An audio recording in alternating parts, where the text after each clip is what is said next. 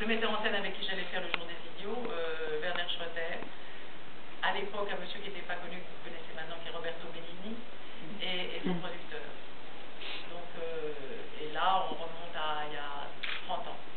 Et le téléphone a sonné, et c'est le directeur de casting du James Bond dans une maison en Italie. Je ne sais pas comment il m'a trouvé.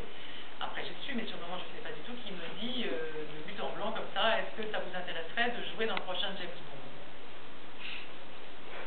Là, on était en train de, je sais pas, je sais pas, j'ai regardé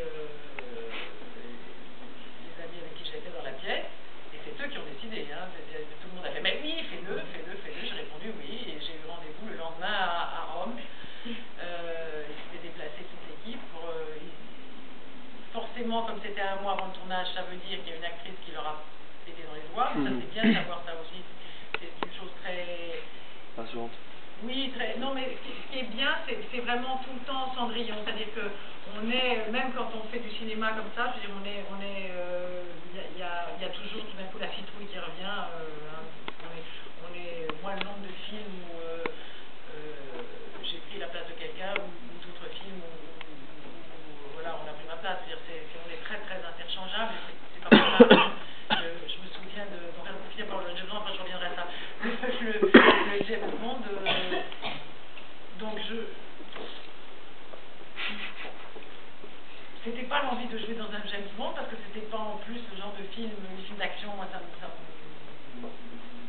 m'intéresse pas trop. Je les ai vus beaucoup après avec mes fils, mais ça me passionne pas. Et alors à faire, donc je te l'ai dit, j'étais curieuse quand même d'aller voir. À faire, c'est très très ennuyeux. Et ça doit être encore beaucoup plus ennuyeux aujourd'hui.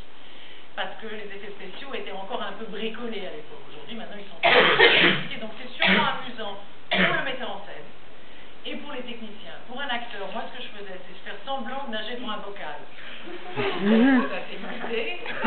Ou alors, j'étais sur un matelas. Pareil, je fais semblant de nager sur un matelas.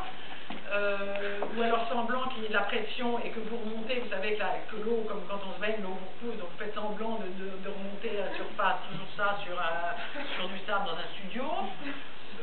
Il n'y a aucun texte à dire, vous ouvrez une porte, fermez une porte,